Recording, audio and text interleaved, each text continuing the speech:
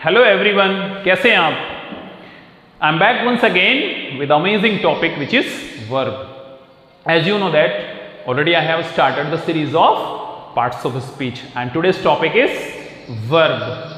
We are going to learn about verb. बहुत ही clear, आसान शब्दों में. What is verb? The words which show the action or state of being.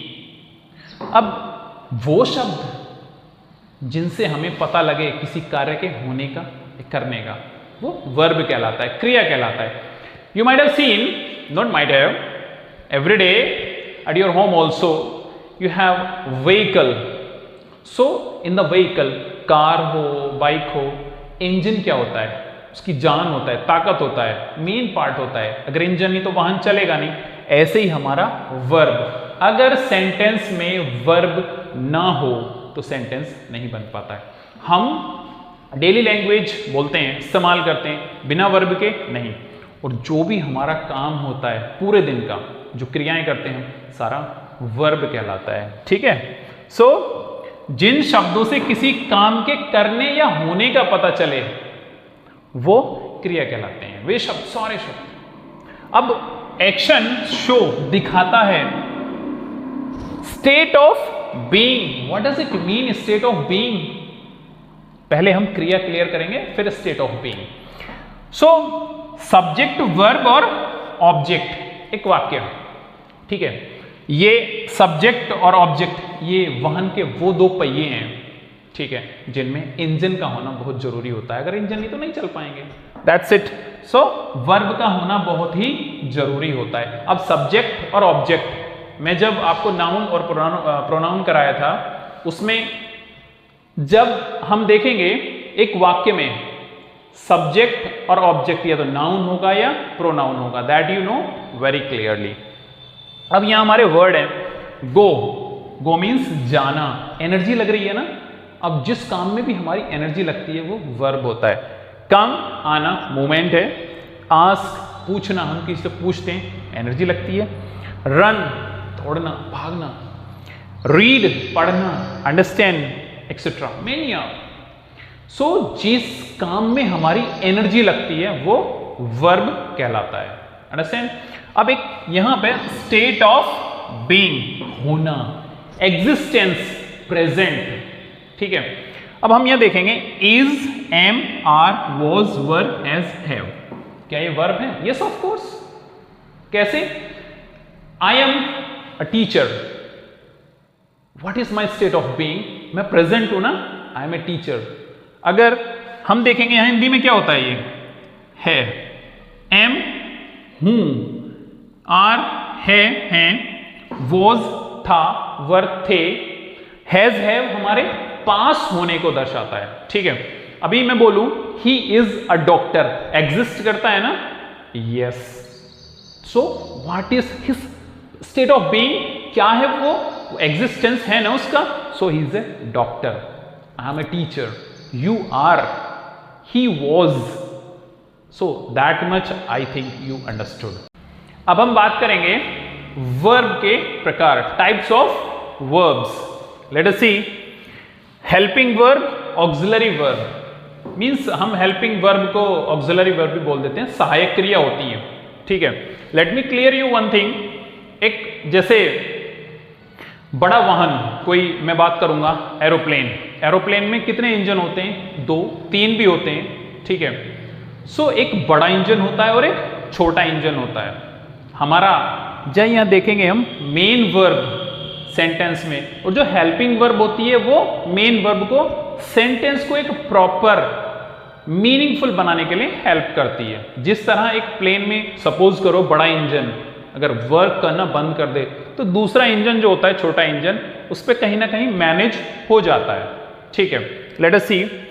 Helping verb जिसको हम auxiliary verb बोल देते हैं, वो कौन कौन सी हैं? Do.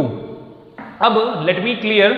Do as a helping verb भी काम करता है और टेंस के हिसाब से भी जो मेन वर्ब होती है, ठीक है, उसमें भी होता है ये. दूसरा बी. बी का मतलब होता है होना. अब इसकी कितनी सारी फॉर्म्स हैं? Is, am, are, was, were. Been. Been क्या है? ठीक है, जब कोई काम हम कर चुके होते हैं तब हम बीन का इस्तेमाल करते हैं। जैसे I have been to Meerut, I have been to Delhi, I have been to Agra, यानी मैं वहां जा चुका हूं। Let us see here, I have been to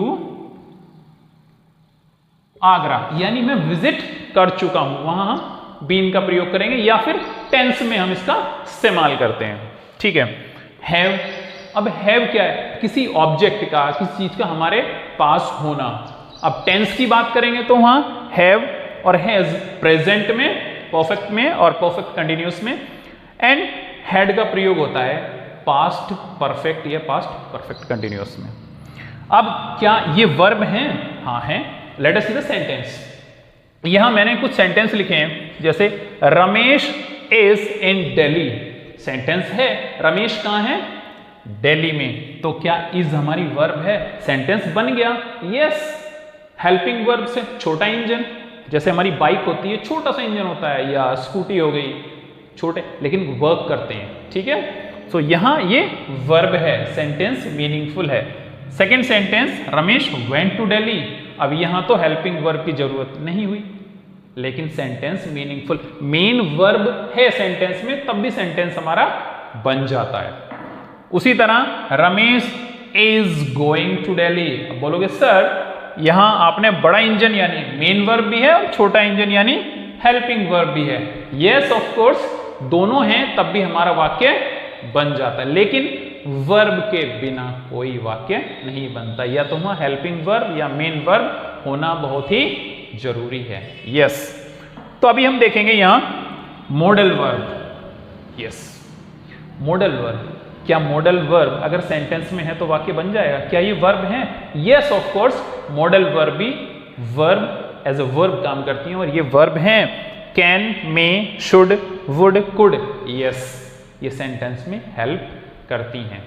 ठीक है, अभी हम देखेंगे यहां एक्शन वर्ब्स, जो हमारी जिनको बोलते हैं हम मेन वर्ब, मेन वर्ब। ठीक है, सो इतना आपके समझ में आ गया होगा। अभी हम बात करेंगे ट्रांसिटिव और इंट्रांसिटिव वर्ब की। What is transitive and what is intransitive verb? ये है क्या? Late us C.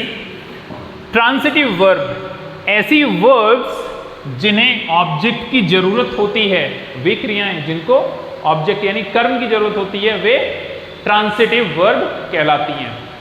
Why they need to make the sentence complete and meaningful, वाक्य को मीनिंगफुल बनाने के लिए।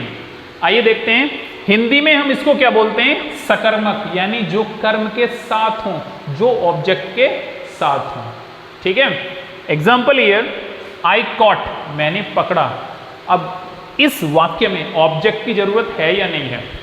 मैंने पकड़ा, किसको पकड़ा? कोई तो ऑब्जेक्ट होगा, कोई तो चीज होगी।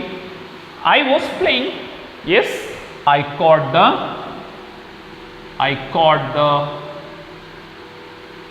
बॉल। ठीक है, मैंने बॉल को पकड़ा। रमेश लव्स, अब प्यार करता है वो, भाई कोई तो होगा प्यार करने के लिए। यस, अपने फादर को करता होगा, मदर को करता होगा, इवन कोई पेट जैसे डॉग वगैरह करता होगा किसी को। यस, सो रमेश लव्स हिज फादर। अब ही सेंट, किसको भेजा? यार किसी को तो भेजा होगा ना। Yes, he sent the boy. So इन वाक्यों में ऑब्जेक्ट की जरूरत हुई या नहीं हुई? अंडरस्टैंड? अब सपोज फॉर एग्जाम्पल कोई लड़का है, अकेला शादी कर लेगा? नहीं, वहां ऑब्जेक्ट, वहां एक दूल्हा होता है, दुल्हन होती है ना? तभी एक प्रॉपर शादी होती है ना, अकेला नहीं कर सकता। वहां ऑब्जेक्ट की, वहां दूसरे की जरूरत है। Fine, intransitive verb. अब इंट्रांसिटिव वर्ब क्या होती है? जिन्हें ऑब्जेक्ट की जरूरत नहीं होती, यानी वे वर्ब जिन्हें ऑब्जेक्ट की जरूरत नहीं होती है। लेट अस सी, आई जंप्ड, अब मैंने जंप किया, दैट्स इट, मैं कूदा, वहां ऑब्जेक्ट की जरूरत हुई? नहीं हुई। शी सैंग, उसने गाना गाया, फाइन, उसने गाना गा दिया। द थीफ रैन, चोर भाग गया। चोर निकल के वहां से, वहां उसको ऑब्जेक्ट की जरूरत हुई नहीं हुई। अब यहां जे इंट्रांसिटिव वर्ब, अकर्मक क्रिया, जो कर्म के बिना ही इस्तेमाल हो उसका, उसको कर्म यानी ऑब्जेक्ट की जरूरत ना हो। सो आई होप ये जो मैंने आज आपको कराया, आई think you have understood very well. So one exercise is for you, you solve and write in the comment how did you feel and how was the session.